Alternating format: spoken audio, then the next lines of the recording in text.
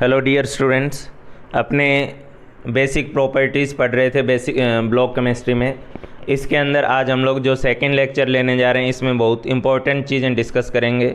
यहाँ पे हम लोग हाइड्रा एसिड्स की जो एसिडिक स्ट्रेंथ का कंपैरिजन होता है, जो ऑक्जी एसिड्स की एसिडिक स्ट्रेंथ का कंपैरिजन होता है, या जो ऑक्साइड्स हैं उनकी नेचर का जो कंपैरिजन होता है उसको हम लोग इस लेक्चर में डिस्कस करेंगे। काफ़ी इंपॉर्टेंट लेक्चर है आज वाला। इससे रिलेटेड कई सारे क्वेश्चन किसी न किसी एग्ज़ाम में आ ही जाते हैं, तो अपने को इस लेक्चर को काफ़ी सीरियसली सिंसियरली फॉलो करना है। तो इसके अंदर मैं आप लोगों के साथ बोला hydra acids, oxy acids, oxides, इनकी जो एसिडिक बेसिक नेचर है इसको मेनली कंपेयर करना है अपने को। तो इसमें मैं सबसे पहले आप लोगों के साथ हाइड्रा एसिड का केस डिस्कस कर रहा हूँ। ठीक है, हाइड्रा एसिड्स, ऑक्जी एसिड्स मैं कई बार आप लोगों को वैसे पहले भी बता चुका हूँ, फिर भी दोबारा सुन लो। ठीक है, एसिड्स को हम लोग वो ये दो कैटेगरी में लेके चलेंगे। ठीक है, एक अपने पास होता है हाइड्रा एसिड और दूसरा अपने पास होता है ऑक्जी एसिड। ठीक है, एक हाइड्रा एसिड होगा, एक अपने पास जो होगा वो ऑक्जी एसिड होगा। ठीक है, तो यहाँ पे ज़रा ध्यान दो, ऑक्जी एसिड हाइड्रा एसिड क्या होता है, जैसे HCl है, ठीक है, HCl है, HBr है, HI है, NH3 को भी अगर मैं एज एसिड की कैटेगरी में लूँ, एज एसिड की कैटेगरी में, या PS3 या H2S। ठीक है, तो ये सब क्या है कि इनका जो एसिडिक हाइड्रोजन है, इनका जो एसिडिक हाइड्रोजन है या एक्टिव हाइड्रोजन है वो डायरेक्टली सेंट्रल एटम से जुड़ा हुआ है। इनका जो एसिडिक हाइड्रोजन है वो डायरेक्टली जुड़ा हुआ है सेंट्रल एटम से। ठीक है, इन एसिड के अंदर जो इनका एसिडिक हाइड्रोजन है, ठीक है, acidic hydrogen is directly linked with acidic hydrogen is directly linked with central atom. ठीक है, सेंट्रल एटम। तो इस टाइप का जो केस है, इवन वाटर जो है, हालांकि उसमें जुड़ा हुआ हाइड्रोजन ऑक्सीजन से ही है, लेकिन जुड़ा हुआ किसके साथ है, ऑक्सीजन सेंट्रल एटम के साथ है। तो इनका जो एक्टिव या एसिडिक हाइड्रोजन है वो डायरेक्टली सेंट्रल एटम से जुड़ा है, तो उसको हम लोग हाइड्रा एसिड की कैटेगरी में रखते हैं। लेकिन दूसरी तरफ अपने पास जैसे HNO3 है, H2SO4 है, ठीक है, या H3PO4 वगैरह है, ठीक है, जहाँ पे acidic hydrogen, acidic active hydrogen, ठीक है, एसिडिक के साथ साथ दूसरा वर्ड यहाँ पे एक्टिव हाइड्रोजन लिख सकते हो। तो acidic active hydrogen is linked with oxygen which is next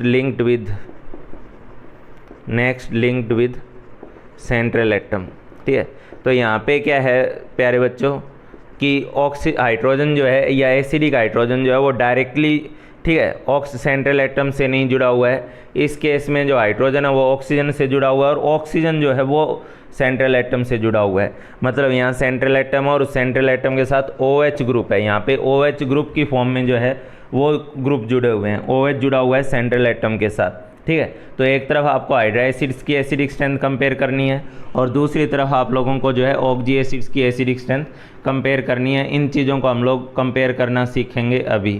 ठीक है, तो सबसे पहले हम लोग कंपेयर करने बैठ रहे हैं हाइड्रा एसिड्स की एसिडिक स्ट्रेंथ, फिर हम लोग कंपेयर करेंगे ऑक्जी एसिड्स की एसिडिक स्ट्रेंथ। हाइड्रा एसिड्स में आप लोगों को बता ही दिया, एसिडिक हाइड्रोजन जो होता है वो डायरेक्टली सेंट्रल एटम से जुड़ेगा।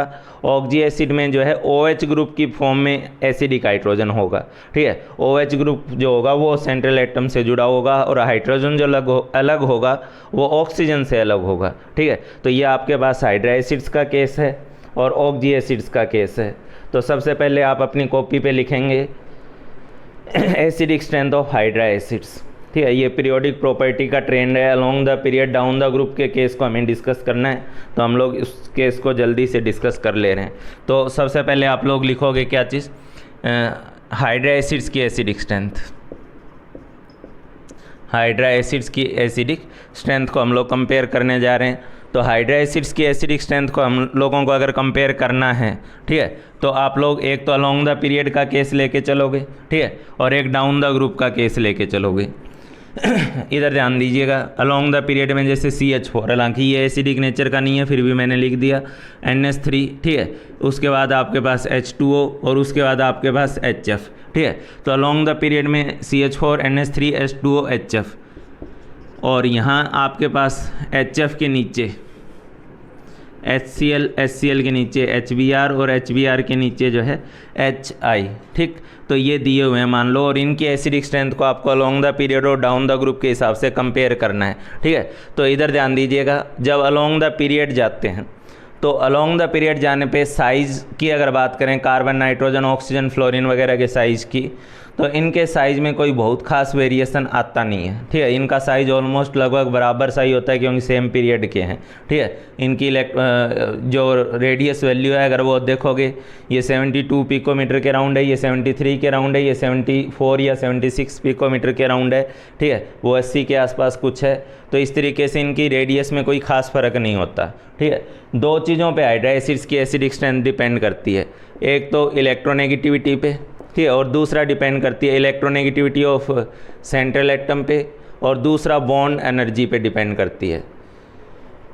इलेक्ट्रोनेगेटिविटी पे डिपेंड करती है और बॉन्ड एनर्जी पे डिपेंड करती है। इलेक्ट्रोनेगेटिविटी पे डिपेंडेंट का क्या मतलब है, सीधी सी बात है, अगर ये ज़्यादा इलेक्ट्रोनेगेटिव होगा, ए जो है वो ज़्यादा इलेक्ट्रोनेगेटिव होगा, तो इसका नतीजा क्या होगा ज़रा सुन लो। ए अगर ज़्यादा इलेक्ट्रोनेगेटिव होगा, ठीक है, तो ये इस बॉन्डेड इलेक्ट्रॉन पेयर को अपनी तरफ रखेगा और अपनी तरफ खींच के रखेगा, तो यहाँ से H+ का निकलना उतना ही क्या है, आसान हो जाएगा, ठीक है। क्यों आसान हो जाएगा, क्योंकि ऑलरेडी जो ए है वो तो इस इलेक्ट्रॉन को अपनी तरफ खींच ही ले रहा है, ठीक है। तो अगर ए इस इलेक्ट्रॉन पेयर को अपनी तरफ खींच के रखेगा तो H को H+ की फॉर्म में निकलना, या H के ऊपर ऑलरेडी एक पार्शियल प्लस रहेगा, थोड़ा बहुत एक्स्ट्रा एफर्ट और मिलेगा, तो ये H जो है वो H+ की फॉर्म में अलग हो जाएगा, ठीक है। तो सीधी सी बात है, सेंट्रल एटम की इलेक्ट्रोनेगेटिविटी अगर बढ़ाते हो आप लोग, ठीक है, इलेक्ट्रोनेगेटिविटी ऑफ सेंट्रल एटम अगर बढ़ा देते हो आप लोग, तो आप लोग कह सकते हो, ये इलेक्ट्रोनेगेटिविटी का सिंबल होता है, आपको पता होना चाहिए। तो सेंट्रल एटम की इलेक्ट्रोनेगेटिविटी बढ़ाओगे तो acidic strength of hydra acid जो होगी, ठीक है, acidic strength of hydra acids वो इंक्रीज़ करेगी। इससे ज़्यादा मैं कॉपी पे यहाँ सब नहीं लिखवाऊँगा, ठीक है। ये सब पीरियोडिक ट्रेंड वगैरह में भी आप लोगों के साथ डिस्कस किया जाता है। सेंट्रल एटम की इलेक्ट्रोनेगेटिविटी बढ़ाओगे, acidic strength of hydra acid जो है वो बढ़ जाएगी, ठीक है। क्यों बढ़ जाएगी, ये चीज़ें अपने आप से कॉपी पे नोट करोगे मेरी बातें सुन के। ए की इलेक्ट्रोनेगेटिविटी जितनी ज़्यादा होगी वो सेड पेयर को अपनी तरफ उतना ज़्यादा रखेगा, H पे पार्शियल प्लस उतना ज़्यादा बनेगा, और इस फॉर्म में H+ का निकलना उतना ज़्यादा आसान हो जाएगा, ठीक है। तो सेंट्रल एटम की इलेक्ट्रोनेगेटिविटी ज़्यादा होने से acidic strength of hydra acid जो है वो इंक्रीज़ हो जाती है। दूसरी तरफ अपने बात कर रहे हैं बॉन्ड एनर्जी की, तो बॉन्ड एनर्जी के केस में, ठीक है, बॉन्ड एनर्जी का अगर हम लोग कंपैरिजन करने जा रहे हैं तो बॉन्ड एनर्जी से क्या होगा, ठीक है, सीधी सी बात है, AH बॉन्ड टूट रहा है, ठीक है, ब्रेक तो A और H बॉन्ड ही हो रहा है ना, ठीक है। तो यहाँ आप सीधे सीधे बता सकते हो कि बॉन्ड एनर्जी जितनी घटेगी, ये bond breaking of AH, bond breaking of AH will be easy, तो उतनी आसानी से ये बॉन्ड ब्रेक होगा, और ये बॉन्ड जितनी आसानी से ब्रेक होगा, ठीक है, एसिडिक स्ट्रेंथ जो है वो इंक्रीज़ करेगी।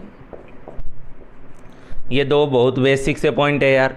अगर ए की इलेक्ट्रोनेगेटिविटी बढ़ती है, H पे पार्शियल प्लस बढ़ता है, तो उस कंडीशन में H+ आसानी से हट जाता है, ठीक है। तो इसलिए सेंट्रल एटम की इलेक्ट्रोनेगेटिविटी बढ़ने से हम लोग एक्सपेक्ट करते हैं कि acidic strength of hydra acid increase करेगी, ठीक है। हाँ, बॉन्ड एनर्जी की अगर बात करें तो बॉन्ड एनर्जी कम अगर हो जाती है, तो बॉन्ड एनर्जी अगर घटेगी तो AH बॉन्ड आसानी से टूटेगा, और AH बॉन्ड आसानी से टूटेगा तो उस केस में एसिडिक स्ट्रेंथ जो है वो बढ़ जाएगी। तो अब बात आती है जैसे अलोंग द पीरियड वाले केस में बात करें, ठीक है, तो अलोंग द पीरियड में किस चीज़ को ज़्यादा अहमियत देनी है और डाउन द ग्रुप में किस चीज़ को ज़्यादा अहमियत देनी है, ठीक है, ये बातें आपको समझनी होगी, ठीक है। ये मैं आप लोगों को रटवा रहा हूँ, समझा रहा हूँ, जो भी समझ लो। ये सिर्फ इस केस में नहीं, ये आप लोग ऑर्गेनिक केमिस्ट्री में रेजोनेंस इफेक्ट वगैरह भी पढ़ रहे होगे और बाकी केसेस में भी पढ़ोगे, ठीक है। अगर अलोंग द पीरियड और डाउन द ग्रुप में चीज़ें अलग अलग आ रही हैं, ठीक है, इलेक्ट्रोनेगेटिविटी से और साइज से, तो मैं आपको एक सीधी सी बात बोलना चाहूँगा, अलोंग द पीरियड के केस में आप लोग इलेक्ट्रोनेगेटिविटी को अहमियत देना, और डाउन द ग्रुप के केस में आप साइज़ को अहमियत देना, ठीक है। क्या मतलब है यहाँ पर, यहाँ पे मतलब ये है कि कार्बन हाइड्रोजन बॉन्ड के मुकाबले फ्लोरीन हाइड्रोजन बॉन्ड ज़्यादा स्ट्रॉन्ग होता है, ठीक है। तो अगर कार्बन हाइड्रोजन के मुकाबले फ्लोरीन हाइड्रोजन बॉन्ड ज़्यादा स्ट्रॉन्ग है तो क्या इसका मतलब CH जो है वो ज़्यादा स्ट्रॉन्गर एसिड हो गया? क्यों? क्योंकि मैंने वहाँ लिखा है कि बॉन्ड एनर्जी कम रहने पे एसिडिक स्ट्रेंथ ज़्यादा होती है, ठीक है। तो C और H बॉन्ड की एसिडिक स्ट्रेंथ जो है वो इस हिसाब से तो ज़्यादा होनी चाहिए, क्योंकि इसके अंदर इसकी बॉन्ड स्ट्रेंथ कम है, जबकि फ्लोरीन हाइड्रोजन बॉन्ड की बॉन्ड स्ट्रेंथ बहुत हाई होती है, ठीक है। तो उस हिसाब से मुझे किसको अहमियत देनी चाहिए, ठीक है। तो मैं यहाँ बताना चाहूँगा अलोंग द पीरियड में बॉन्ड एनर्जी कह रही है कि CH ज़्यादा स्ट्रॉन्गर होना चाहिए, और इलेक्ट्रोनेगेटिविटी कह रही है कि जो HF है वो ज़्यादा स्ट्रॉन्गर एसिड होना चाहिए, ठीक है। दोनों अपोजिट चल रहे हैं, और मैं यही कहना चाह रहा हूँ कि जहाँ पे साइज़ फैक्टर और इलेक्ट्रोनेगेटिविटी फैक्टर एक दूसरे के रिवर्स अपोजिट जवाब दे रहे हूँ, ठीक है, तो मोस्ट ऑफ द केसेस में अलोंग द पीरियड के केस में इलेक्ट्रोनेगेटिविटी फैक्टर डिसाइडिंग होता है, और डाउन द ग्रुप के केस में इलेक्ट्रोनेगेटिविटी फैक्टर की बजाय साइज़ फैक्टर जो होता है वो ज़्यादा डिसाइडिंग होता है, ठीक है। तो बॉन्ड एनर्जी फैक्टर और इलेक्ट्रोनेगेटिविटी फैक्टर अगर एक दूसरे के अपोजिट रिवर्स जवाब दे रहे हैं, ठीक है, रिवर्स ट्रेंड शो कर रहे हैं, तो अलोंग द पीरियड में आप इलेक्ट्रोनेगेटिविटी वाले को लेके चलना, और डाउन द ग्रुप के केस में आप लोग जो है साइज़ फैक्टर को लेके चलना, ठीक है। जैसे अब CBR की बात कर रहे हैं हम लोग, यही जो मैं आप लोगों को बोला, इन along the period electronegativity will be deciding factor, ठीक है, electronegativity will be deciding factor. along the period के केस में आप लोग इलेक्ट्रोनेगेटिविटी को डिसाइडिंग फैक्टर में रखोगे, ठीक है, और डाउन द ग्रुप के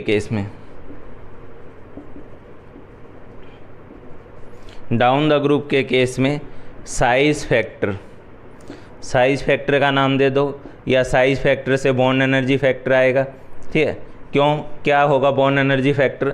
आप लोगों को केमिकल बॉन्डिंग में बार बार बताया जाता है, ठीक है, एटम्स का साइज़ जितना बड़ा होता है उनका एक्सटेंट ऑफ ओवरलैप उतना कम होता है, उनकी बॉन्ड एनर्जी उतनी कम होती है, ठीक है। ये चीज़ आपको बार बार बताई जाती है, ठीक है। एटम का साइज़ जितना छोटा होगा उनका एक्सटेंट ऑफ ओवरलैप एटम का साइज़ जितना बड़ा होगा उनका एक्सटेंट ऑफ ओवरलैप उतना कम होगा, और उसका नतीजा ये होगा कि उनकी बॉन्ड एनर्जी जो है वो कम होगी, ठीक है। तो डाउन द ग्रुप आपको पता है साइज़ फैक्टर मैटर करेगा, डाउन द ग्रुप साइज़ में एक अच्छा खासा इंक्रीज़ देखते हैं, और साइज़ फैक्टर का मतलब क्या है? बॉन्ड एनर्जी फैक्टर, ठीक है, क्योंकि साइज़ फैक्टर से उनकी बॉन्ड एनर्जी पे अच्छा खासा फ़र्क पड़ेगा। तो डाउन द ग्रुप में, ठीक है, ग्रुप में लिख लो ना, डाउन द ग्रुप में साइज़ फैक्टर डिसाइडिंग होगा, ये लिख लेना को की बजाय, साइज़ फैक्टर जो होगा वो डिसाइडिंग होगा। पहले आप अपने दिमाग में, जहन में ये बात अच्छे से उतार लें, ठीक है, कि दो चीज़ें अगर अपोजिट जवाब दे रही हैं, इलेक्ट्रोनेगेटिविटी कह रही है कि ये ज़्यादा होना चाहिए, साइज़ फैक्टर कह रहा है कि, या बॉन्ड स्ट्रेंथ फैक्टर कह रही है कि इसकी बॉन्ड स्ट्रेंथ कम है तो ये ज़्यादा होना चाहिए, तो ऐसी सिचुएशन में आप इलेक्ट्रोनेगेटिविटी को ज़्यादा अहमियत दोगे अलोंग द पीरियड में, ठीक है। इधर ध्यान दो, दूसरी तरफ अगर मेरे पास HF का केस है और एक तरफ HCl का केस है, ठीक है, एक तरफ H और F है, ये H है मान लो, और ये फ्लोरीन है, उससे थोड़ा ही बड़ा लेकिन फ्लोरीन है, ठीक है। HI का केस क्या है? HI को मैं यहाँ बना दे रहा हूँ, ये उतने ही साइज़ का H है, लेकिन ये बहुत बड़ा सा, इतना बड़ा सा जो है आयोडीन है। इन दो पेयर को देखते ही अगर मैं आपसे पूछूं कि कौन सा पेयर आसानी से ब्रेक होगा, ये पेयर आसानी से ब्रेक होगा या ये वाला पेयर आसानी से ब्रेक होगा, ठीक है, तो यहाँ तो फिर भी यार इन दोनों की जोड़ी बनी हुई सी लग रही है। यहाँ आप देखोगे एक छोटा सा, एक इतना बड़ा सा एटम, देख के ही समझ में आ रहा है कि ये वाला पेयर तो बहुत आसानी से टूट जाएगा, ठीक है। तो यहाँ अगर इलेक्ट्रोनेगेटिविटी के हिसाब से डिसाइड करोगे तो इलेक्ट्रोनेगेटिविटी के हिसाब से तो फ्लोरीन की इलेक्ट्रोनेगेटिविटी ज़्यादा है, और अगर फ्लोरीन की इलेक्ट्रोनेगेटिविटी ज़्यादा है तो HF में कौन सा ज़्यादा स्ट्रॉन्गर एसिड होना चाहिए? HF होना चाहिए, इलेक्ट्रोनेगेटिविटी से डिसाइड करोगे तो, ठीक है। लेकिन यहाँ पे मैं अभी आप लोगों को बोल रहा हूँ कि डाउन द ग्रुप में साइज़ फैक्टर को ज़्यादा अहमियत देनी है इलेक्ट्रोनेगेटिविटी के मुकाबले, ठीक है। साइज़ फैक्टर को ज़्यादा अहमियत देनी है किसके मुकाबले? इलेक्ट्रोनेगेटिविटी के मुकाबले, ठीक है। तो अलोंग द पीरियड के केस में तो इलेक्ट्रोनेगेटिविटी को देखना, और यहाँ डाउन द ग्रुप में साइज़ फैक्टर को। H और I की बॉन्ड स्ट्रेंथ कम है, ठीक है, और H और I की बॉन्ड स्ट्रेंथ कम है, तो यहाँ पे HI जो होगा वो ज़्यादा स्ट्रॉन्गर एसिड होगा किसके मुकाबले? HF के मुकाबले। यहाँ इलेक्ट्रोनेगेटिविटी को नहीं देखोगे। मैं प्यार से, आराम से दोबारा रिक्वेस्ट करूँगा, ये सिर्फ यहाँ नहीं, ऑर्गेनिक केमिस्ट्री वगैरह में भी, बेसिक स्ट्रेंथ का कंपैरिजन वगैरह में भी, एसिडिक स्ट्रेंथ का कंपैरिजन तो हम कर ही रहे हैं, ठीक है। डाउन द ग्रुप के केस में डाउन द ग्रुप के केस में अगर इलेक्ट्रोनेगेटिविटी अलग रिजल्ट दे रही है, साइज़ फैक्टर अलग रिजल्ट दे रहा है, तो मोस्ट ऑफ द केसेस में साइज़ फैक्टर ही डिसाइडिंग फैक्टर होगा। ठीक है, मोस्ट ऑफ द केसेस में साइज़ फैक्टर जो होगा वही डिसाइडिंग फैक्टर होगा, वही डिसाइड करेगा। लेकिन अलोंग द पीरियड के केस में, अलोंग द पीरियड के केस में इलेक्ट्रोनेगेटिविटी फैक्टर जो है वो डिसाइडिंग फैक्टर होगा अलोंग द पीरियड के केस में। ठीक है, इसके मैं कुछ और एग्जांपल आप लोगों के साथ जल्दी शेयर करूंगा। ठीक है, कि कैसे अलोंग द पीरियड में इलेक्ट्रोनेगेटिविटी डिसाइडिंग फैक्टर और कैसे डाउन द ग्रुप में जो है साइज़ फैक्टर डिसाइडिंग फैक्टर है। ठीक है, तो उन चीज़ों पे मैं आऊँगा आप लोगों के सामने, जल्दी ही आऊँगा।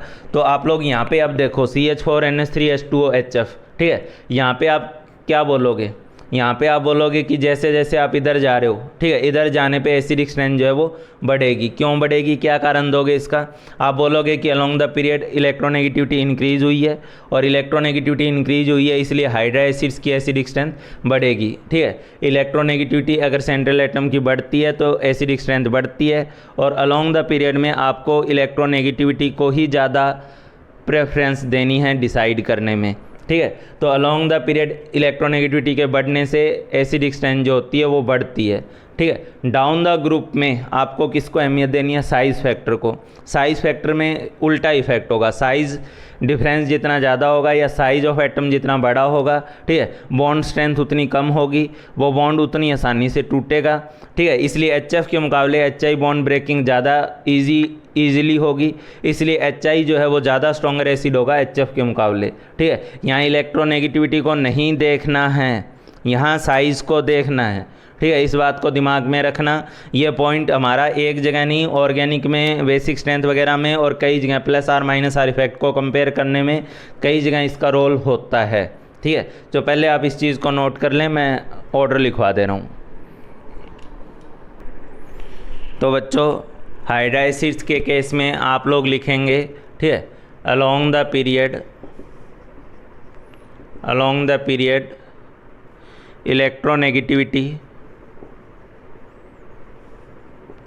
Electronegativity of central atom increases, of पूरा लिखोगे आप लोग, central atom increases, therefore acidic strength of hydra acids increases. ठीक है, acidic strength of hydra acids increases. ठीक है, इंक्रीजेस। तो अलोंग द पीरियड क्या होता है, सेंट्रल एटम की इलेक्ट्रोनेगेटिविटी बढ़ती है। ठीक है, इसलिए acidic strength of hydra acids जो है वो इंक्रीज करती है। ठीक, उसके बाद आप लोग देखो, क्या देखोगे कि डाउन द ग्रुप में अगर बात करें, ठीक है, तो down the group acidic strength of hydra acids फिर से इंक्रीज़ कर रही है। डाउन द ग्रुप में भी एसिडिक स्ट्रेंथ इंक्रीज़ करेगी, HF के मुकाबले HI ज़्यादा स्ट्रॉन्गर एसिड होगा। Down the group acidic strength of hydra acids increases. ठीक है, down the group acidic strength of hydra acids increases. ठीक है, देयरफॉर, क्या देयरफॉर, ठीक है, down the group acidic strength of hydra acid increases, therefore नहीं, because, कारण क्या लिखना था, because due to increase in size of, because due to increase in size of central atom bond energy decreases, because due to increase in size of central atom bond energy decreases. ठीक है, तो bond down the group जब आप जाओगे तो down the group जाने पे central atom का साइज बढ़ेगा, और सेंट्रल एटम का साइज बढ़ जाने से हाइड्रोजन और सेंट्रल एटम के बीच की जो बॉन्ड है या बॉन्ड एनर्जी है वो कम हो जाएगी। बॉन्ड एनर्जी घटेगी, बॉन्ड स्ट्रेंथ घटेगी, तो वो आसानी से जो है ब्रेक करेगा। ठीक है, तो डाउन द ग्रुप और अलोंग द पीरियड दोनों केस में, हाइड्रा एसिड्स के केस में एसिडिक स्ट्रेंथ जो है वो क्या हो रही है, बढ़ रही है। ठीक है, यानी CH4 से ज़्यादा एसिडिक कौन है, अमोनिया। वैसे अमोनिया बेसिक नेचर का है, लेकिन CH4 के मुकाबले ये ज़्यादा एसिडिक है, इसके मुकाबले वाटर ज़्यादा एसिडिक है, और वाटर के मुकाबले जो है HF ज़्यादा एसिडिक है। लेकिन HF के मुकाबले HCl ज़्यादा एसिडिक है, और HCl के मुकाबले HBr ज़्यादा एसिडिक है, और HI उससे ज़्यादा एसिडिक है, ठीक है। तो along the period acidic strength बढ़ेगी और डाउन द ग्रुप भी एसिडिक स्ट्रेंथ बढ़ेगी। अगर मैं आप लोगों से बोला होता एक तरफ PH3 लिखा होता है, एक तरफ मैंने H2S लिखा होता है, एक तरफ मैंने HCl लिखा होता। आप देखो ये अलोंग द पीरियड का केस है, फॉस्फोरस के बाद सल्फर आता है, सल्फर के बाद क्लोरीन आता है, तो along the period acidic strength बढ़ जाएगी, ठीक है। इसी तरीके से अगर आप लोगों ने नानी पापा आंसू ASS3 लिखा होता, H2SE लिखा होता, HBr लिखा होता, ये भी अलोंग द पीरियड का केस है। तो ASH3 से H2SE ज़्यादा स्ट्रॉन्गर होगा और HBr उससे ज़्यादा स्ट्रॉन्गर होगा, ठीक है। इसी तरीके से अगर मैं कुछ और एग्जांपल आपके साथ शेयर करूं, ठीक है, मान लो मैंने यहाँ पे लिखा होता H2O, H2S, H2SE, ठीक है, या H2TE, तो इसमें डाउन द ग्रुप का केस है। और डाउन द ग्रुप का केस है तो डाउन द ग्रुप में हाइड्रा एसिड्स की एसिडिक स्ट्रेंथ आपने नोट किया है बढ़ती है। तो H2O से ज़्यादा एसिडिक H2S होगा और H2S से ज़्यादा एसिडिक H2SE होगा और H2SE से ज़्यादा एसिडिक H2TE होगा, ठीक है। डाउन द ग्रुप भी एसिडिक स्ट्रेंथ बढ़ गई थी, ठीक है। NH3 से ज़्यादा एसिडिक PH3 होगा, PH3 से ज़्यादा एसिडिक जो है वो ASH3 होगा। ये डाउन द ग्रुप के केस हो गए और ये किसका केस हो गया, अलोंग द पीरियड का। इसी तरीके से थोड़ा सा और इसको मैं रिलेट करके आपको बताऊं, तो अगर आपके पास एल्कोहल है और RSH है, इनमें कौन ज़्यादा एसिडिक होता है, ठीक है। तो एल्कोहल और RSH में आप देखोगे कि ये भी डाउन द ग्रुप का ही केस है, ठीक है। यहाँ OH बॉन्ड ब्रेक होगा, यहाँ SH बॉन्ड ब्रेक होगा, तो यहाँ आप साइज फैक्टर को अहमियत दोगे और इसका साइज़ बड़ा है तो इसकी बॉन्ड एनर्जी कम है तो ये ज़्यादा एसिडिक है। तो यहाँ भी आप लोगों के पास वही ऑर्डर बन रहा है जो H2O और H2S में बन रहा है। सेम ऑर्डर आप ऑर्गेनिक केमिस्ट्री में पढ़ोगे, फिनॉल है और थायोफिनॉल है, ठीक है। तो फिनॉल और थायोफिनॉल में भी थायोफिनॉल जो होता है वो ज़्यादा एसिडिक होता है। तो इन सब के पीछे क्या लॉजिक है, सेंट्रल एटम की इलेक्ट्रोनेगेटिविटी बड़ी अलोंग द पीरियड में इलेक्ट्रोनेगेटिविटी देखनी होती है और डाउन द ग्रुप में जो है साइज फैक्टर देखना होता है, ठीक है। ये ट्रेंड मैंने लिखवा दिया, इस ट्रेंड को आप लोग अच्छे से दिमाग में रख लोगे, लेकिन पहले ये भी दिमाग में रखोगे कि ये हाइड्रा एसिड्स पे अप्लाई हो रहा है, ठीक है। हाइड्रा एसिड्स में ही सेंट्रल एटम और हाइड्रोजन का बॉन्ड जो है वो डायरेक्टली ब्रेक होगा। तो along the period hydra acids की एसिडिक स्ट्रेंथ बढ़ेगी क्योंकि सेंट्रल एटम की इलेक्ट्रोनेगेटिविटी बढ़ेगी। डाउन द ग्रुप में हाइड्रा एसिड्स की एसिडिक स्ट्रेंथ फिर बढ़ेगी, लेकिन यहाँ पे बढ़ने का जो कारण है वो ये है कि सेंट्रल एटम का साइज बढ़ रहा है, हाइड्रोजन और सेंट्रल एटम की बॉन्ड कमज़ोर पड़ रही है, इसलिए हाइड्रोजन और सेंट्रल एटम की बॉन्ड आसानी से ब्रेक होगी जो एसिडिक स्ट्रेंथ को बढ़ा देगी, ठीक। तो ये हाइड्रा एसिड्स का केस हुआ। इसके बाद मैं आपके साथ डिस्कस करूँगा ऑक्जी एसिड का केस। देखिए नेक्स्ट केस जो है मैं आप लोगों के साथ डिस्कस करने जा रहा हूँ ऑक्जी एसिड्स का केस। और ऑक्जी एसिड्स क्योंकि हाइड्रा एसिड से डिफरेंट हैं तो उनकी एसिडिक स्ट्रेंथ का जो ट्रेंड होगा हो सकता है वो हाइड्रा एसिड्स के जैसा हो या उससे अलग हो, वो अभी हम लोग देख लेंगे, ठीक है। लेकिन ये अलग टाइप के एसिड हैं हाइड्रा एसिड से, तो हम कुछ ना कुछ तो अलग एक्सपेक्ट करके चल ही रहे हैं, ठीक है। ये नहीं है कि हम सेम टू सेम रूल और सेम टू सेम जो ट्रेंड है जो हाइड्रा एसिड का था वो ऑक्जी एसिड पे अप्लाई कर देंगे, ऐसा नहीं करना है अपने को, ठीक है। अच्छा, इसमें होता क्या, चलो पहले एक एग्जाम्पल के थ्रू ऑक्जी एसिड्स की एसिडिक स्ट्रेंथ को समझने की कोशिश करते हैं, ठीक है। एक एग्जाम्पल के थ्रू ऑक्जी एसिड्स की एसिडिक स्ट्रेंथ समझने की कोशिश करते हैं। क्या, जैसे मान लो मैंने HClO4 दिया आपको, HClO3 दिया, ये सब ऑक्जी एसिड हैं। क्लोरीन सेंट्रल एटम है और उसके ऊपर OH ग्रुप है, इसके ऊपर क्लोरीन सेंट्रल एटम है, OH ग्रुप है। HClO3 दे दिया, HClO2 दे रहा हूँ, ठीक है, और HClO दे रहा हूँ, HClO, हाँ बस HClO दे रहा हूँ, ठीक है।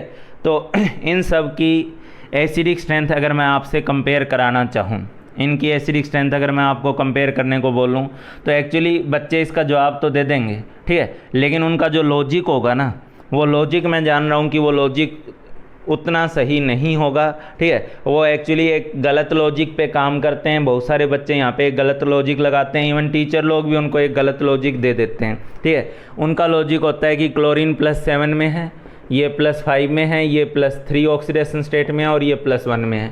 तो वो रटवाने की कोशिश करते हैं कि +7 वाला जो क्लोरीन है, ठीक है, उस जितना oxidation positive oxidation state hydra acid oxy acid में सेंट्रल एटम की पॉजिटिव ऑक्सीडेशन स्टेट जितनी ज़्यादा होती है एसिडिक स्ट्रेंथ उतनी ज़्यादा होती है, ठीक है। उनका कहना होता है कि +7 वाले की इलेक्ट्रोनेगेटिविटी ज़्यादा होगी, इसलिए उसकी एसिडिक स्ट्रेंथ ज़्यादा होगी। ठीक है, ये लॉजिक जो है ऑक्सीडेशन नंबर वाला लॉजिक, ये कहीं कहीं काम करता है, लेकिन कुछ केस में फेल भी हो जाता है। जो रिजल्ट होना चाहिए था उसके अपोजिट रिजल्ट दे देता है। क्यों? क्योंकि ये कंसेप्ट ही सही नहीं है। ठीक है, इसका जो एक्चुअल रीज़न है वो टीचर लोग, कई लोग एक्सप्लेन करते हैं, लेकिन कुछ जो है बेसिक लेवल पे बच्चों को एक गलत इन्फॉर्मेशन दे के छोड़ देते हैं। ठीक है, वो बता के छोड़ देते हैं कि ऑक्सीडेशन नंबर जितना ज़्यादा पॉजिटिव होगा एसिडिक स्ट्रेंथ उतनी ज़्यादा होगी, लेकिन ये रूल गलत है। इस रूल के अंदर कोई ख़ास दम नहीं है। ठीक है, ऑक्जी एसिड्स की एसिडिक स्ट्रेंथ कंपेयर करने का सही तरीका क्या होता है, चलो मैं पहले आपके साथ डिस्कस करूंगा। ठीक है, यहाँ पे एसिडिक स्ट्रेंथ की बात करेंगे हम लोग। हालांकि इसमें आप लोग जो सोच रहे हो वो ट्रेंड सही है, लेकिन मैं ये कहना चाह रहा हूँ कि ऑक्सीडेशन नंबर वाला जो मेथड है, आप लोग ऑक्सीडेशन नंबर देख के बोल दोगे कि जिसकी हायर ऑक्सीडेशन स्टेट है उसकी एसिडिक स्ट्रेंथ ज़्यादा है। ये रूल गलत है, ये तरीका गलत है, मैं इसकी बात कर रहा हूँ। ठीक है, ये तरीका कहीं कहीं लग जाएगा तो कहीं कहीं फेल हो जाएगा। एक्चुअल तरीका क्या होता है, सही तरीका क्या होता है? ठीक है, मैं उसको एक फालतू में अपनी तरफ से एक नाम दिया हुआ हूँ। ठीक है, मैंने एक नाम दिया हुआ है सोतन इफेक्ट। ऑक्जी एसिड्स की एसिडिक स्ट्रेंथ कंपेयर करने में सोतन इफेक्ट का बहुत बड़ा रोल होता है। ठीक है, ऑक्जी एसिड्स की एसिडिक स्ट्रेंथ कंपेयर करने का जो ट्रेंड है उसमें आपको क्या देखना होगा, सोतन इफेक्ट। ये भाई कोई केमिस्ट्री की टर्म नहीं है, इसको कहीं पे लिख के मत आ जाना, कॉपी पे नोट करो, दिमाग में समझो क्या है सोतन इफेक्ट। ठीक है, सोतन इफेक्ट क्या है मैं उसके बारे में आऊँगा। पहले आप मुझे ये बताओ कि मैं आपको 4 टाइप के एनायन दे रहा हूँ। 4 टाइप के एनायन में क्या, एक आपको दे रहा हूँ ए पे O-, ए के साथ O- जुड़ा हुआ एनायन दे रहा हूँ मैं आपको 4। ठीक है, फिर मैं आपको दे रहा हूँ O- है और इधर डबल बॉन्ड है। ठीक है, एक डबल बॉन्ड लगा दे रहा हूँ। फिर मैं आपको दे रहा हूँ ए पे O- है और इसके ऊपर मैं 2 डबल बॉन्ड लगा दे रहा हूँ, एक डबल बॉन्ड दूसरी तरफ डबल बॉन्ड। ठीक है, हाँ, एक चौथा केस और दे रहा हूँ मैं यहाँ पे O- है यहाँ पर। ठीक है, और यहाँ डबल बॉन्ड O है, यही चीज़ है, लेकिन इस पे डबल बॉन्ड O लगाने की बजाय एक तरफ से मैं OH लगा दे रहा हूँ। ठीक है, ये 4 केस मैंने आपको दिए हैं। इसको मैं फर्स्ट बोल रहा हूँ, इसको मैं सेकंड बोल रहा हूँ, इसको मैं थर्ड बोल रहा हूँ और इसको जो मैं फोर्थ बोल रहा हूँ। ठीक है, तो फर्स्ट और सेकंड में कौन ज़्यादा स्टेबल होगा? तो इसमें तो मैं उम्मीद करता हूँ कि आप बड़े आराम से बता सकते हो कि इन दोनों एनायन में तो सेकंड वाला जो एनायन है वो ज़्यादा स्टेबल होगा ही होगा। क्यों होगा? उसका लॉजिक भी बहुत सीधा सा है। ठीक है, कि इसका जो माइनस चार्ज है वो इस ऑक्सीजन के ऊपर ही है। ठीक है, मतलब ऑक्सीजन के ऊपर ही है और लोकलाइज्ड है। इसका जो माइनस चार्ज है, ठीक है, तो आपने थोड़ी बहुत रेजोनेंस पढ़ी होगी, थोड़ी बहुत तो पढ़ी ही है। ठीक है, तो ये जो माइनस चार्ज है या जो लोन पेयर है वो रेजोनेंस के नाम पे यहाँ डबल बॉन्ड बनाएगा और ये जो डबल बॉन्ड का लोन पेयर है या इलेक्ट्रॉन पेयर है वो ऑक्सीजन पे शिफ्ट होगा। इस तरीके से इसकी 2 इक्वल एनर्जी की रेजोनेटिंग स्ट्रक्चर बनेगी। ठीक है, और 2 इक्वल एनर्जी की रेजोनेटिंग स्ट्रक्चर बनेगी। इसका मतलब क्या है कि ये इसकी हाइब्रिड को कैसे शो किया जाएगा? इसके हाइब्रिड को शो किया जाएगा इस तरीके से, यहाँ सिंगल बॉन्ड भी है और डबल बॉन्ड कैरेक्टर भी है। यहाँ सिंगल बॉन्ड तो है ही है, लेकिन इसमें भी डबल बॉन्ड कैरेक्टर है और ये दोनों इक्वल एनर्जी की रेजोनेटिंग स्ट्रक्चर है। तो इसका मतलब इसके ऊपर -½ चार्ज है और इसके ऊपर -½ चार्ज है। तो एक टाइप से पहले तो मैं आपको बताना चाहूँगा, चाहे प्लस चार्ज हो चाहे माइनस चार्ज हो, ये प्लस चार्ज माइनस चार्ज एक तरीके से आयन का दुख दर्द होते हैं। और ये प्लस माइनस चार्ज जितना ज़्यादा डिस्पर्स्ड हो जाएगा, जितना फैल जाएगा, ठीक है, स्टेबिलिटी उतनी ज़्यादा होती है। ठीक, तो वहाँ पे माइनस चार्ज लोकलाइज्ड है, फैला नहीं है बल्कि लोकलाइज्ड है। यहाँ पे माइनस चार्ज रेजोनेंस के थ्रू 2-2 एटम पर फैल गया है। ठीक है, और 2-2 एटम पर फैल गया है, तो इसलिए हर एटम के ऊपर देखा जाए तो एक टाइप से -½ चार्ज ही है। ठीक है, तो इस तरीके से ये जो डबल बॉन्ड आया, इस डबल बॉन्ड O ने जो ये O- था या ये इस O- को समझ लो, इस O- को एक बहुत बड़ा सहारा दे दिया। जो डायरेक्टली -1 था अब वो 2 के ऊपर में बिखर गया है। ठीक है, वो उस दुख दर्द को, माइनस वाले दुख दर्द को 2-2 ऑक्सीजन मिल बांट के झेल रहे हैं। यहाँ पे अगर आओगे आप लोग तो यहाँ तो उसके दुख दर्द को 3-3 ऑक्सीजन झेल रहे हैं, एक भी नहीं बल्कि 3-3 झेल रहे हैं। इसकी 3 इक्वल एनर्जी की रेजोनेटिंग स्ट्रक्चर होगी। कैसे होगी? इसके O पे माइनस, ठीक है, ये सॉरी माइनस था, ये रेजोनेंस के बाद यहाँ डबल बॉन्ड हो जाएगा, हटा के लिख दे रहा हूँ, यहाँ पे डबल बॉन्ड हो जाएगा, यहाँ O- हो जाएगा, ये डबल बॉन्ड रहेगा। ठीक है, उसी तरीके से जब आप इसके लोन पेयर को निकाल के डबल बॉन्ड में भेजोगे और इसके इलेक्ट्रॉन को निकाल के आगे ऑक्सीजन पे भेजोगे, ठीक है। तो ये डबल बॉन्ड, ये O माइनस, मतलब मुद्दे की बात वो जो माइनस चार्ज था इस डबल बॉन्ड और डबल बॉन्ड की हेल्प से एक एटम पे नहीं बल्कि 3 एटम पे नाच रहा है। तो एक एटम के हिस्से कितना चार्ज आ रहा है, अगर एवरेज फॉर्म में देखा जाए तो -1/3 और कम हो गया, ठीक है। यहाँ पे कितना चार्ज आ रहा था, पूरा -1, उसी ऑक्सीजन को झेलना पड़ रहा था। इसमें क्या हो रहा था, एक डबल बॉन्ड O के आ जाने से इसमें रेजोनेंस हुई, ठीक है, माइनस चार्ज फैला, 2 एटम पे फैला, ठीक है। यहाँ 2 डबल बॉन्ड आने से वो जो माइनस चार्ज है वो 3 एटम पे फैल गया, ठीक है। इसलिए यहाँ हर ऑक्सीजन के हिस्से जो है वो -1/3 आ रहा है, मतलब उस दुख दर्द को झेलने वाले, बांटने वाले लोग यहाँ ज़्यादा हो गए, ठीक है। अब बात आती है फोर्थ वाले केस की, ठीक है। फोर्थ वाले केस में आपको समझना होगा कि इस O- का डबल बॉन्ड O के साथ एक रिश्तेदारी थी, ठीक है। ये जब तक OH नहीं था, जैसे ये थे, तो ये दोनों आपस में बहुत अच्छी रेजोनेंस कर रहे थे। O के ऊपर लोन पेयर था, वो रेजोनेंस में डबल बॉन्ड में कन्वर्ट हो रहा था, और वो जो यहाँ का इलेक्ट्रॉन पेयर था वो ऑक्सीजन में शिफ्ट हो रहा था, ठीक है। लेकिन ये जो OH ग्रुप आया है मेरे प्यारे बच्चों, ठीक है, ये OH ग्रुप ही जो है, मैं इसी को सोतन बोलता हूँ, ठीक है। ये OH ग्रुप जो है सोतन होगा O- के लिए, O- के लिए किस तरीके से सोतन होगा, ठीक है, कि अभी तक जो ये O- था, या ये जो डबल बॉन्ड O था, ठीक है, मैं इसको ऐसा कर दे रहा हूँ, इसको डबल बॉन्ड O कर दे रहा हूँ और इसको O- कर दे रहा हूँ, ताकि मुझे बताने और बोलने में अच्छा लगे और आपको भी सुनने में अच्छा लगेगा, ठीक है। यहाँ डबल बॉन्ड है और यहाँ मान लो O पे माइनस है, ठीक है। तो अभी तो क्या था, जब तक OH ग्रुप नहीं था, तब तक ये डबल बॉन्ड O जो था वो इस O- के साथ रेजोनेंस में इन्वॉल्व था, ठीक है। ये दोनों आपस में अपना इन्वॉल्व थे, रेजोनेंस में इन्वॉल्व थे, ठीक है। कोई इनको डिस्टर्ब करने वाला नहीं था यहाँ पर, ठीक है। लेकिन OH ग्रुप जब आ गया यहाँ पे, तो ये डबल बॉन्ड O की नीयत ख़राब हो गई थोड़ी, ठीक है। किस तरीके से नीयत ख़राब हो गई, इस OH ग्रुप में भी लोन पेयर है, तो जो लोन पेयर इसको O- की तरफ से मिल सकता था, वो लोन पेयर इसको OH ग्रुप की तरफ से भी मिल सकता है, ठीक है। ये OH ग्रुप भी जो है वो इस रेजोनेंस में इन्वॉल्व होगा, जिसको ऑर्गेनिक केमिस्ट्री में आप लोग क्रॉस कंजुगेशन का नाम देते हो, कि अब ये जो डबल बॉन्ड है ना, ठीक है, वो इस O- के साथ, घरवाली के साथ तो चला ही रहा है, ठीक है। साइड में क्या है, OH के साथ भी इन्वॉल्व होने की कोशिश कर रहा है, ठीक है, मतलब बार वाली भी हो गई। तो यहाँ पे होगा क्या, अब तुम्हें पता ही है यार, जब OH आएगा और डबल बॉन्ड उसको भी टाइम देने लगेगा, तो इसको जो अहमियत मिल रही थी, जो टाइम मिल रहा था, जो इसके साथ इन्वॉल्वमेंट थी, ऑब्वियस सी बात है, अब अगर बार वाला रिलेशन बनेगा तो अंदर वाला रिलेशन थोड़ा तो कम होगा ही होगा, ठीक है। तो A डबल बॉन्ड O और O- का जो आपस का रिलेशन था, आपस की जो इन्वॉल्वमेंट थी, वो अब कम होने लगेगी, ठीक है।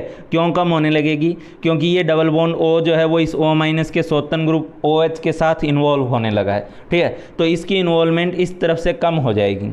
डबल बॉन्ड O के आने का सहारा O- को मिल रहा था, लेकिन OH ग्रुप के आने का नुकसान O- को हो रहा है, ठीक है। O- को कैसा नुकसान हो रहा है, अगर ये नहीं था तो इनका 100% इन्वॉल्वमेंट था, ये डबल बॉन्ड O पूरी तरह से 100% फॉर्म में इस O- के साथ इन्वॉल्व था, ठीक है। लेकिन OH ग्रुप के आने के बाद क्या हुआ, ये डबल बॉन्ड O की नीयत ख़राब हो गई है, ये O- के साथ जितना इन्वॉल्व था वो अब इन्वॉल्वमेंट थोड़ी कम होने लगेगी। क्यों, क्योंकि अब ये डबल बॉन्ड O जो है वो इस OH ग्रुप के लोन पेयर के साथ भी इन्वॉल्व होने लगेगा रेजोनेंस में, ठीक है। जिसका नतीजा ये होगा कि O- बेचारा देखता रहेगा डबल बॉन्ड O को और कुछ नहीं कर सकता, ठीक है। तो ऐसी सिचुएशन में मैंने पहले लिखा भी है, बोला भी है, समझो इस बात को कि ये OH ग्रुप O- के लिए सोतन का काम करता है, ठीक है। O- को सहारा देने वाला ग्रुप डबल बॉन्ड O था, लेकिन OH उस डबल बॉन्ड O के साथ इन्वॉल्व होने लगता है, ठीक है। इसके चलते इसकी इन्वॉल्वमेंट इधर O- के साथ रेजोनेंस इन्वॉल्वमेंट थोड़ी कम होने लगती है, ठीक है। इसका नतीजा ये होता है कि O- को जो स्टेबलाइजेशन मिलना चाहिए था वो कम मिलेगा। अगर मैं आपसे पूछूं कि सेकंड और फोर्थ में कौन ज़्यादा, फर्स्ट और सेकंड में कौन ज़्यादा स्टेबल है, तो आप बोलोगे सेकंड ज़्यादा स्टेबल है, ठीक है। सेकंड और थर्ड में कौन ज़्यादा स्टेबल है, तो आप बोलोगे थर्ड ज़्यादा स्टेबल है। अब मैं अगर बोलूँगा कि सेकंड और फोर्थ में कौन ज़्यादा स्टेबल है, तो आपको समझ में आना चाहिए कि यहाँ एटलीस्ट OH नहीं था, इनका 100% इन्वॉल्वमेंट था, इसलिए O- को सहारा ज़्यादा मिल रहा था। OH के आने के बाद O- को सहारा कम मिल रहा है, ठीक है। सहारा कम मिल रहा है, तो सेकंड और फोर्थ में कौन ज़्यादा स्टेबल है, फोर्थ वाला जो है वो कम स्टेबल है रिलेटिवली, उसके मुकाबले सेकंड वाला ज़्यादा स्टेबल है, ठीक है। क्यों, क्योंकि यहाँ O- के लिए कोई सोतन ग्रुप नहीं बैठा हुआ, लेकिन यहाँ पे O- के लिए एक सोतन ग्रुप बैठा हुआ है। ऑर्गेनिक केमिस्ट्री में इस सोतन ग्रुप को इनडायरेक्टली क्रॉस कंजुगेशन का नाम दिया जाता है, ठीक है। ये ऑर्गेनिक केमिस्ट्री में इसको क्रॉस कंजुगेशन का नाम दिया जाएगा। डबल बॉन्ड O जो है वो अब क्रॉस कंजुगेशन में है, इस O- के साथ भी रेजोनेंस में और इस OH ग्रुप के साथ भी रेजोनेंस में है। ठीक है, तो इसका नुकसान O- को हुआ है। तो अगर मैं ओवरऑल स्टेबिलिटी की बात करूं तो ओवरऑल स्टेबिलिटी जो इन एनायंस की होगी, ओवरऑल स्टेबिलिटी जो इन एनायंस की होगी वो ये होगी। हालांकि 1 के मुकाबले अभी भी 4th ही ज़्यादा स्टेबल है। क्यों? कम से कम इसका रेजोनेंस है, उसका तो रेजोनेंस ही नहीं है, उसका तो पूरा का पूरा माइनस चार्ज उसी ऑक्सीजन को ही झेलना पड़ रहा है। ठीक है, तो 1 के मुकाबले तो 4th ही ज़्यादा स्टेबल है, लेकिन 4th के मुकाबले 2nd ज़्यादा स्टेबल है और 2nd के मुकाबले जो है 3rd ज़्यादा स्टेबल है। ठीक है, तो ये सब मैंने इसलिए बताया क्योंकि ऑक्सी एसिड्स की एसिडिक स्ट्रेंथ कंपेयर करने के पीछे ये रूल कम काम करता है, ऑक्सीडेशन नंबर वाला, जबकि सोतन इफेक्ट ज़्यादा काम करता है। ठीक है, इस सोतन इफेक्ट में मैं आपको ये बताना चाह रहा हूँ कि डबल बॉन्डेड ऑक्सीजन जितने ज़्यादा होंगे, ठीक है, डबल बॉन्डेड ऑक्सीजन जितने ज़्यादा होंगे वो उस ऑक्सी एसिड के एनायन को उतना ज़्यादा स्टेबलाइज करेंगे, लेकिन OH ग्रुप जितने ज़्यादा होंगे वो सोतन ग्रुप का काम करेंगे और वो उसको स्टेबलाइज करने की बजाय उस एनायन को रिलेटिवली डिस्टेबलाइज करेंगे, उसकी स्टेबिलिटी को कम करेंगे। ठीक है, तो डबल बॉन्डेड ऑक्सीजन ग्रुप जितने ज़्यादा होते हैं एसिडिक स्ट्रेंथ उतनी ज़्यादा होती है, लेकिन OH ग्रुप जितने ज़्यादा होते हैं किसी ऑक्सी एसिड में उसकी एसिडिक स्ट्रेंथ उतनी कम होती है। क्यों? आप लोगों ने बहुत पहले से पढ़ा होगा, कई बार पढ़ा होगा, और वो तो बहुत इंपॉर्टेंट स्टेटमेंट है ही है। ठीक है, आप लोगों ने ये लाइन तो बार बार पढ़ी होगी, किसी भी एसिड का एनायन जितना ज़्यादा स्टेबल होता है उसकी एसिडिक स्ट्रेंथ उतनी ज़्यादा होती है। ये मैंने कोई बहुत नया पॉइंट तो बोला नहीं है, पहले भी लेक्चर्स में इस बात को डील कर चुका हूँ। ठीक है, higher the stability of anion, higher the stability, क्योंकि कोई एसिड अगर टूट रहा है, ये ऑक्सी एसिड हाइड्रा एसिड मुझे नहीं पता है, ए कोई भी हो सकता है। ठीक है, तो HA जब टूटता है तो H+ और A- देता है, तो ये जितना ज़्यादा स्टेबल होगा ये उतना ज़्यादा टूटेगा। ठीक है, तो higher the stability of anion of any acid, higher the stability of anion of any acid, higher will be its acidic strength. किसी एसिड के एनायन की स्टेबिलिटी जितनी ज़्यादा होती है, ठीक है, किसी एसिड के एनायन की स्टेबिलिटी जितनी ज़्यादा होती है उसकी एसिडिक स्ट्रेंथ उतनी ज़्यादा होती है। और मैंने यहाँ एनायंस की ही स्टेबिलिटी कंपेयर कराई है कि एनायंस की स्टेबिलिटी में डबल बॉन्ड O का क्या रोल है और OH ग्रुप का क्या रोल है। डबल बॉन्ड O जो होता है वो एनायन की स्टेबिलिटी को बढ़ा देता है, इसलिए एसिडिक स्ट्रेंथ को बढ़ा देगा। OH ग्रुप जो होता है वो O- के लिए सोतन का काम करता है, वो एसिडिक स्ट्रेंथ को, वो एनायन की स्टेबिलिटी को कम करेगा, इसलिए OH ग्रुप लगने से acidic strength of oxy acid जो है वो नीचे आती है, कम होती है। ठीक है, पहले आप इसको नोट कर लो, मैंने जो बोला है उसको मैं बोर्ड पे लिख भी दे रहा हूँ। तो किसी ऑक्सी एसिड की एसिडिक स्ट्रेंथ कंपेयर करनी है तो फाइनली आपको क्या तरीका अपनाना होगा? आपका एक्चुअल तरीका ये होगा कि जो ऑक्सी एसिड है उसको आप इस फॉर्म में लिख लो कि उसमें डबल बॉन्डेड ऑक्सीजन और OH ग्रुप कितने कितने हैं। ठीक है, डबल बॉन्डेड ऑक्सीजन ग्रुप को मान लो मैं M लिख रहा हूँ और OH ग्रुप को जो है मैं N लिख रहा हूँ। ठीक है, ये कितने कितने हैं ये देख लेना। M जैसे जैसे बढ़ेंगे, ठीक है, तो ये आप लोग समझ लो कि डबल बॉन्डेड ऑक्सीजन, ठीक है, डबल बॉन्डेड ऑक्सीजन, जो डबल बॉन्डेड ऑक्सीजन होता है, ठीक है, double bonded oxygen will increase stability of oxy anion। ठीक है, double bonded oxygen will increase stability of oxy anion. ठीक है, जो ऑक्सी एनायन बनने जा रहा है उस ऑक्सी एनायन की स्टेबिलिटी, ऑक्सी एनायन कब बनेगा? ठीक है, जब आप लोग इसका H+ हटाओगे इस ऑक्सी एसिड का, तो एक H+ हटाओगे तो बदले में O पे माइनस आएगा ना। ठीक है, तो double bonded oxygen will increase stability of oxy anion. ठीक है, देयरफॉर एसिडिक स्ट्रेंथ इंक्रीजेज। ठीक है, एसिडिक स्ट्रेंथ इंक्रीजेज। तो डबल बॉन्डेड, पहले तो ऑक्सी एसिड को आप सिंपली लिख लो, OH ग्रुप को अलग नंबर कर दो, ऑक्सीजन को अलग कर दो। ठीक है, और फिर आप लोग देखो कि OH ग्रुप कितने हैं और ऑक्सीजन कितने हैं। ठीक है, तो डबल बॉन्डेड ऑक्सीजन जितने ज़्यादा होंगे एसिडिक स्ट्रेंथ उतनी ज़्यादा होगी। ठीक है, लेकिन N अगर बढ़ता है, ठीक है, N बढ़ता है उसका नतीजा क्या होगा? N बढ़ने का मतलब मैंने पहली बात तो आपको बताई है, OH ग्रुप विल बी, मैं अपनी भाषा में लिखाऊंगा, सोतन 2 सोतन होगा, किसके सोतन होगा, टू O माइनस, ठीक है। O माइनस के लिए सोतन का काम करेगा OH ग्रुप, ठीक है। Therefore stability of oxygen ion decreases, stability of oxygen ion decreases. तो ऑक्सीजन आयन की जो स्टेबिलिटी है वो डिक्रीज़ करेगी, और आपको पता है एसिड ऑक्सीजन आयन की स्टेबिलिटी डिक्रीज़ करेगी तो ऑटोमेटिकली आप कह सकते हो एसिडिक स्ट्रेंथ जो है वो डिक्रीज़ करेगी, ठीक है। आप कह सकते हो देयरफॉर एसिडिक स्ट्रेंथ डिक्रीजेस। तो आप लोगों को क्या करना है, किसी ऑक्सी एसिड की एसिडिक स्ट्रेंथ कंपेयर करने का आइडियल और प्रॉपर तरीका यही है, ठीक है। ये ऑक्सीडेशन नंबर, इलेक्ट्रोनेगेटिविटी, ये सब बहुत छोटे फैक्टर हैं इसके मुकाबले। मेन तरीका जो एसिडिक स्ट्रेंथ कंपेयर करने का है वो आपके सामने मैंने लिख दिया है। ये मेन तरीका है एसिडिक स्ट्रेंथ कंपेयर करने का, ठीक है। जैसे HClO4 है, इसको इनडायरेक्टली क्या लिखा जा सकता है, इसको लिखा जा सकता है ClO3OH, ठीक है। इसको क्या लिखा जा सकता है, ClO2OH। OH को अलग कर लो, बाकी ऑक्सीजन को अलग कर लो, इसको ClOOH, इसको Cl और डायरेक्टली OH। यहाँ तो ऑक्सीजन है ही नहीं। इसमें M की बात करूँ, इसका M मैंने किसको बोला है, जो यहाँ है ये 3 है, ये M कितना है, 2 है, इसका M 1 है, और इसका M जो है वो 0 है ही नहीं। और M जिसका जितना ज़्यादा होता है एसिडिक स्ट्रेंथ उतनी ज़्यादा होती है।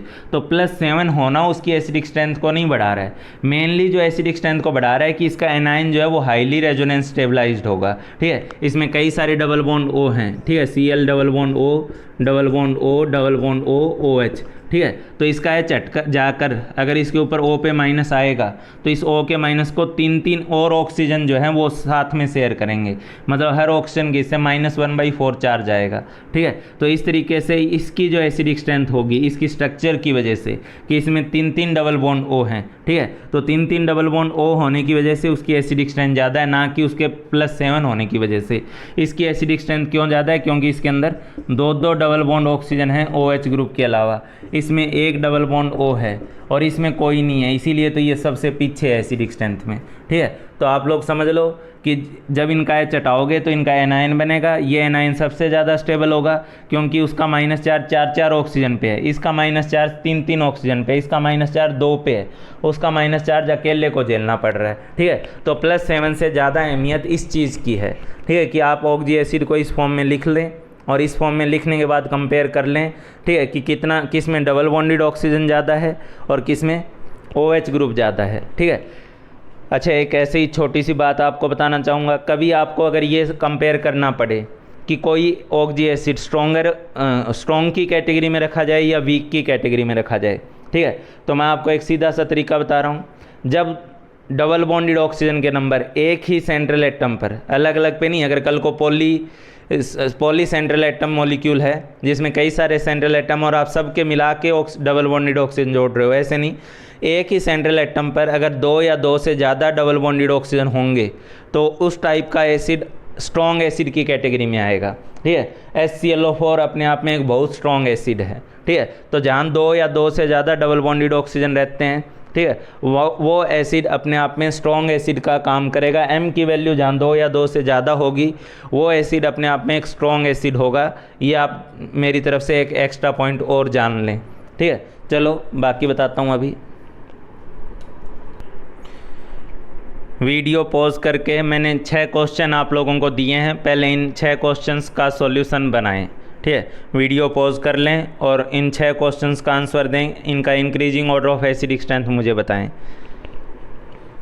तो अगर आप लोगों ने वीडियो पॉज करके इनके एसिडिक स्ट्रेंथ को लिखने का सोचा है तो इसको लिखने का क्या मतलब है, इसका IO3OH, IO, ठीक है, IO, और उसके बाद क्या OH, उसके बाद इसमें तो सिंपली है ही अपने पास क्या है, आयोडीन, और आयोडीन के साथ OH, ठीक है। तो यहाँ पे 3 डबल बॉन्डेड ऑक्सीजन, यहाँ 2 है, यहाँ है ही नहीं, ठीक है। तो जितना M की वैल्यू ज़्यादा होगी, डबल बॉन्डेड ऑक्सीजन वाले OH वालों को मैंने N बोला था, बाकी को मैंने M बोला था, तो इसमें यहाँ M की वैल्यू ज़्यादा है, इसकी एसिडिक स्ट्रेंथ ज़्यादा, इसकी सबसे कम, ठीक है। H2SO4 को देखो, H2SO4 को आप लोग जो स्ट्रक्चर बनाते हो, ठीक है, इसमें सल्फ़र होता है, 2 डबल बॉन्डेड ऑक्सीजन होते हैं और 2 OH ग्रुप होते हैं। इसमें ये एक डबल बॉन्डेड ऑक्सीजन होता है और 2 OH ग्रुप होते हैं। इनकी स्ट्रक्चर आप लोग नहीं भूले होगे, ठीक है। इसकी स्ट्रक्चर क्या होती थी, डबल बॉन्ड O OH और OH। इसकी स्ट्रक्चर क्या थी, डबल बॉन्ड O OH और OH। ये एक हट गया था। तो आप लोग देख लो यहाँ पे इसकी एसिडिक स्ट्रेंथ जो है वो इसके मुकाबले ज़्यादा होगी। क्यों? क्योंकि इसका M ज़्यादा है, ठीक है। यहाँ डबल बॉन्डेड ऑक्सीजन 2 है और यहाँ 1 है, तो इसकी एसिडिक स्ट्रेंथ इसके मुकाबले ज़्यादा होगी। और मैंने अभी भी बोला था M की वैल्यू 2 रहे या 2 से ज़्यादा रहे तो वो स्ट्रॉन्गर एसिड में काउंट होता है। आपको पता है H2SO4 किस में काउंट होता है, स्ट्रॉन्गर एसिड में काउंट होता है। लेकिन H2SO3 जो है वो वीक एसिड में काउंट होगा। HNO3 को भी आप चाहो तो ऐसे लिख सकते हो NO2OH, ठीक है। इसको क्या लिख सकते हो, NOOH। तो ये ज़्यादा स्ट्रॉन्गर एसिड है, ये कमज़ोर एसिड है। और ये स्ट्रॉन्ग और वीक की कैटेगरी में इसको HNO3 को किस में लिया जाता है, स्ट्रॉन्ग एसिड की कैटेगरी में लिया जाता है, ठीक है। अब ये क्वेश्चन है, ये क्वेश्चन वही है कि अगर आप लोग बाकी टीचर्स का पॉइंट फॉलो करेंगे, ऑक्सीडेशन नंबर मेथड फॉलो करेंगे, तो यहाँ आपका जवाब गलत आएगा। लेकिन इस सोतन इफेक्ट से करेंगे तो इसका जवाब बिल्कुल सही आएगा, ठीक है। यहाँ फॉस्फोरस की ऑक्सीडेशन स्टेट +5, यहाँ +3 और यहाँ +1। तो अगर इसकी ऑक्सीडेशन स्टेट के अकॉर्डिंग करते हैं, अगर आप इसकी एसिडिक स्ट्रेंथ को अरेंज, तो आप लोग बोलोगे कि H3PO4 ज़्यादा स्ट्रॉन्गर एसिड है क्योंकि वहाँ पॉजिटिव ऑक्सीडेशन स्टेट ज़्यादा है। ये वाला वीक एसिड है क्योंकि इसकी पॉजिटिव ऑक्सीडेशन स्टेट कम है। आप यही सोचोगे, आप यही एक्सपेक्ट करोगे, लेकिन ऐसा है नहीं। यहाँ एसिडिक स्ट्रेंथ का जो ट्रेंड है वो बिल्कुल अलग है। क्यों? वो इसकी स्ट्रक्चर में छुपा हुआ। और मैंने बोला है कि इन तीनों की स्ट्रक्चर आपको सपने में भी याद होनी चाहिए। P double bond O, P double bond O, P double bond O। सबसे पहले एक P डबल बॉन्ड O लगा देना है। उसके बाद जितने ऑक्सीजन बच रहे हैं उनको OH की फॉर्म में 1 OH 2 OH 3 OH, ठीक है। 1 OH 2 OH, 2 ही OH बच रहे थे, इसमें 1 ही बच रहा है, ठीक है। फिर जितने H बच रहे हैं उनको डायरेक्टली जोड़ देना। यहाँ इसको जोड़ दिए, मैंने इसकी स्ट्रक्चर ऑलरेडी बनवाई है। अब बताओ यहाँ कितने OH ग्रुप है, आपको दिख रहा होगा इसमें 3 OH ग्रुप हैं, इसमें OH ग्रुप 2 हैं, इसमें OH ग्रुप 1 है, ठीक है। तो यहाँ पर डबल बॉन्डेड ऑक्सीजन का नंबर सेम है। बाकी ऊपर वाले एग्जाम्पल में डबल बॉन्डेड ऑक्सीजन का नंबर बदल रहा था, ठीक है। तब तक ऑक्सीडेशन नंबर वाला मेथड फॉलो हो रहा था। यहाँ पे डबल बॉन्डेड ऑक्सीजन का नंबर सेम है, ठीक है। लेकिन डबल बॉन्डेड ऑक्सीजन का नंबर सेम होने के बावजूद यहाँ पे OH ग्रुप 3 है, यहाँ 2 है, यहाँ 1 है। आप लोगों को अभी मैंने बताया है जितना OH ग्रुप का नंबर ज़्यादा होगा एसिडिक स्ट्रेंथ उतनी कम होगी, ठीक है। तो H3PO4 हालांकि उसके पास फॉस्फोरस की ऑक्सीडेशन स्टेट +5 है, लेकिन उसके बावजूद ज़्यादा OH ग्रुप होने की वजह से उसकी स्ट्रक्चर में, उसके मॉलिक्यूल में उसकी एसिडिक स्ट्रेंथ पीछे जाएगी। ये कम स्ट्रॉन्गर एसिड होगा, उससे ज़्यादा H3PO3 होगा और उससे ज़्यादा स्ट्रॉन्गर H3PO2 होगा। अच्छा, क्या इन तीनों में कोई भी एसिड स्ट्रॉन्गर एसिड की कैटेगरी में लिया जा सकता है? ये तो रिलेटिव ऑर्डर है। स्ट्रॉन्गर एसिड बोला जा सकता किसी को? नहीं बोला जा सकता। तीनों में एक P डबल बॉन्ड O ही है, तो इसीलिए ये तीनों वीक एसिड की कैटेगरी के एसिड हैं। हालांकि ये ज़्यादा ही वीक है, उसके मुकाबले H3PO3 थोड़ा ज़्यादा स्ट्रॉन्गर है और H3PO2 उससे ज़्यादा स्ट्रॉन्गर है। किस बेसिस में आंसर दिया जाएगा? OH के नंबर को देख के। ऑक्सीडेशन का नंबर देख के जवाब दोगे तो गलत जवाब आएगा, ठीक है। इसी तरीके से मैं कुछ और जवाब दे देता हूँ, सवाल जवाब कर लेता हूँ आपके साथ। CH3COH में और H2CO3 में अगर आप ऑक्सीडेशन स्टेट लिखते हैं तो ऑक्सीडेशन स्टेट के हिसाब से CH3COH के अंदर कार्बन की जो ऑक्सीडेशन स्टेट है वो +3 आएगी और इसमें कार्बन की ऑक्सीडेशन स्टेट +4 आएगी। उस हिसाब से अगर आप सोचोगे तो आपको लगेगा कि H2CO3 स्ट्रॉन्गर एसिड होना चाहिए एसिटिक एसिड से, अगर ऑक्सीडेशन नंबर मेथड अप्लाई करते हो तो। पर ये पॉइंट फिर यहाँ गलत हो जाएगा। क्यों गलत हो जाएगा? क्योंकि एसिटिक एसिड की स्ट्रक्चर होती है C double bond O OH, ठीक है, और H2CO3 की स्ट्रक्चर होती है C double bond O OH और OH, ठीक है। एक डबल बॉन्ड O इसमें है तो एक डबल बॉन्ड O इसमें भी है, लेकिन इसमें OH ग्रुप कितने हैं? इसमें OH ग्रुप 1 है और इसमें OH ग्रुप कितने हैं? 2 है, ठीक है। तो इनका जवाब इनकी स्ट्रक्चर में छुपा हुआ है, ठीक है। इसीलिए पहले मैंने स्ट्रक्चर लिखवाई थी ताकि बाकी कंपैरिजन जो है वो कर सके हम लोग। तो एसिटिक एसिड के मुकाबले H2CO3 की एसिडिक स्ट्रेंथ कम होगी, कम।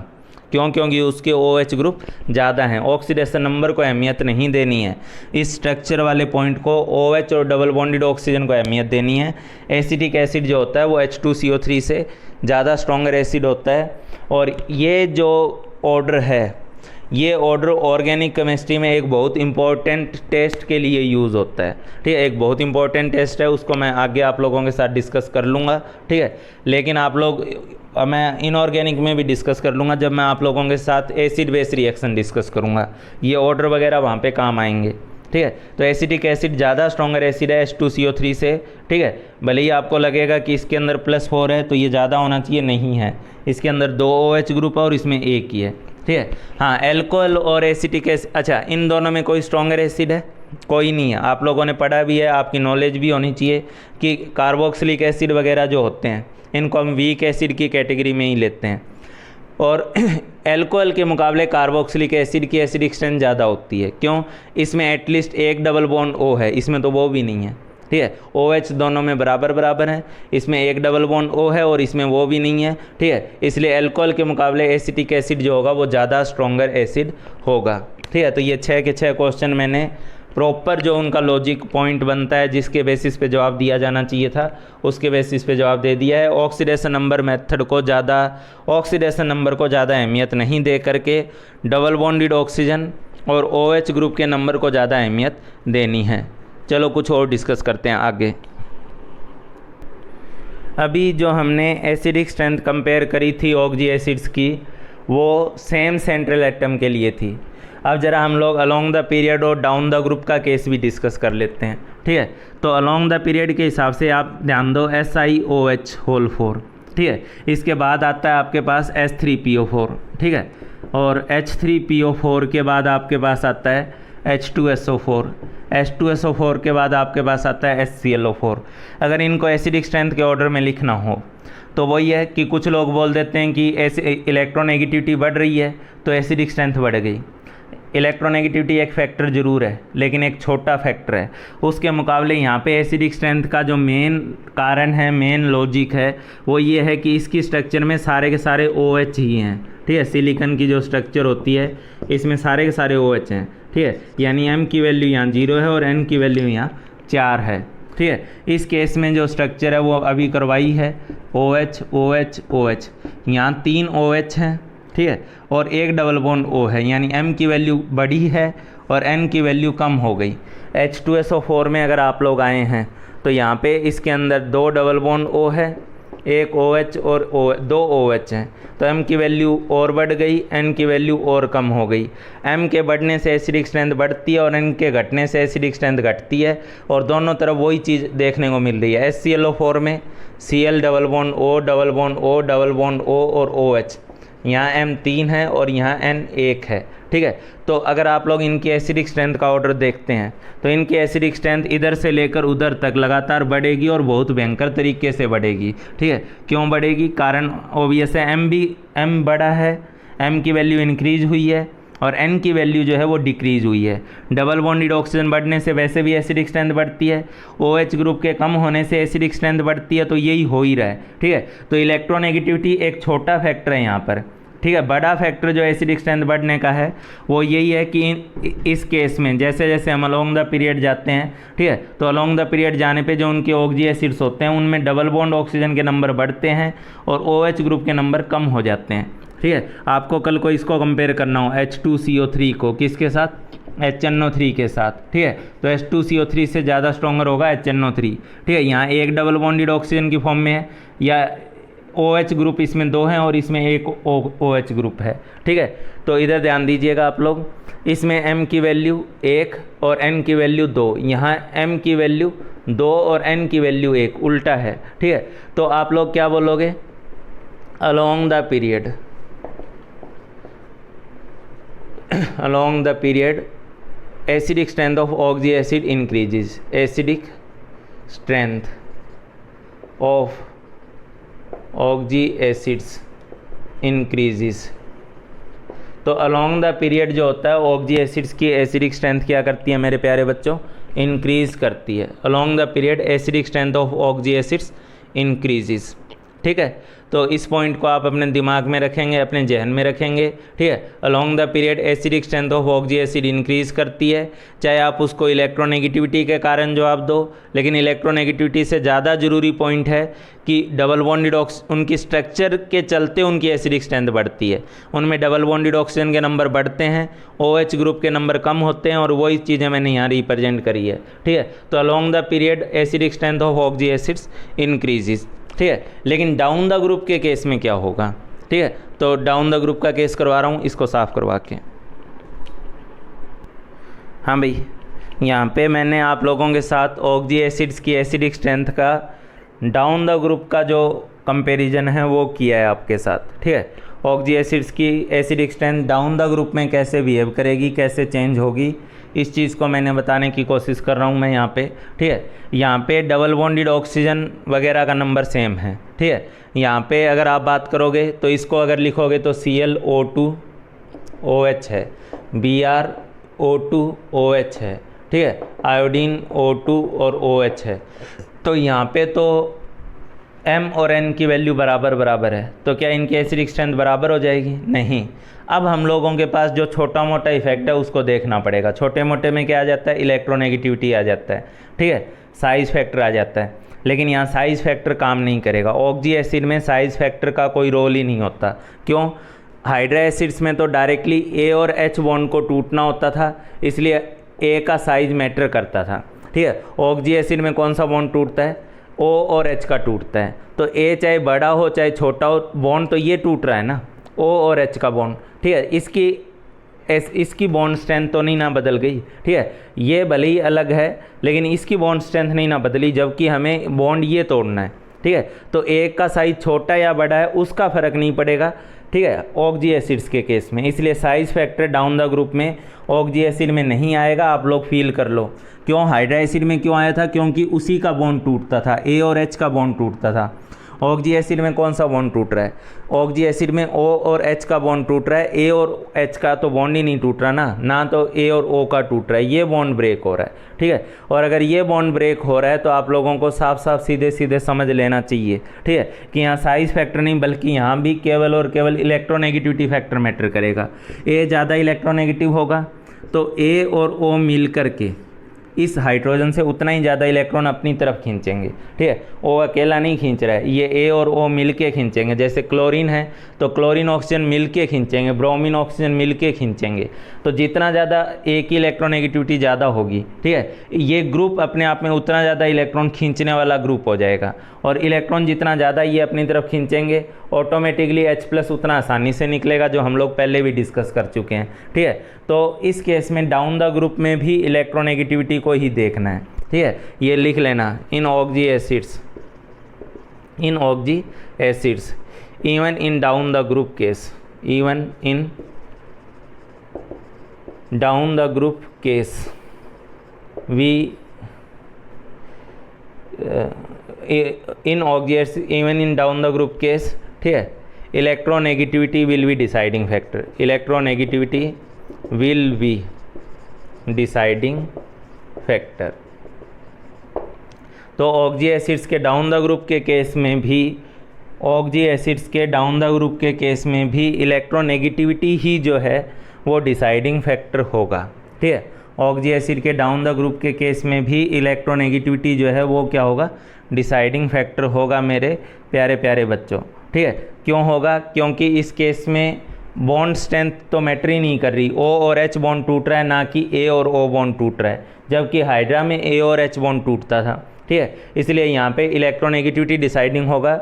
और इलेक्ट्रोनेगेटिविटी इंक्रीज होने से आपको पता ही है एसिडिक स्ट्रेंथ जो होती है वो इंक्रीज़ करती है। तो इलेक्ट्रोनेगेटिविटी जिसकी ज़्यादा, एसिडिक स्ट्रेंथ उतनी ज़्यादा। यहाँ पे M और N जो मैंने सोतन इफेक्ट वगैरह की बात की है वो यहाँ नहीं काम कर रहा है, ठीक है। इसलिए HClO3 की एसिडिक स्ट्रेंथ ज़्यादा होगी HbRO3 से, और HbRO3 की ज़्यादा होगी HiO3 से। उसी तरीके से यहाँ भी डबल बॉन्डेड ऑक्सीजन 2 हैं, यहाँ भी 2 हैं, यहाँ OH ग्रुप 2 हैं, यहाँ भी 2 हैं। लेकिन ये डाउन द ग्रुप का केस है, सल्फ़र की इलेक्ट्रोनेगेटिविटी ज़्यादा है, एसिडिक स्ट्रेंथ ज़्यादा है, ठीक है। फॉस्फोरस की एसिडिक स्ट्रेंथ ज़्यादा है, चलने दो। हाँ भाई, यहाँ पे फॉस्फोरस और यहाँ आर्सेनिक है, यहाँ भी P डबल बॉन्ड O है, यहाँ इसी तरीके से यहाँ AS डबल बॉन्ड O है, ठीक है, लेकिन उसके बावजूद एसिडिक स्ट्रेंथ इसकी ज़्यादा है। क्यों? क्योंकि यहाँ इलेक्ट्रोनेगेटिविटी को देखना है, ठीक है। और down the group acidic strength of oxy acids क्या होता है, हाँ ये मैंने लिखा नहीं है तो यहाँ लिख लेना, ठीक है। Down the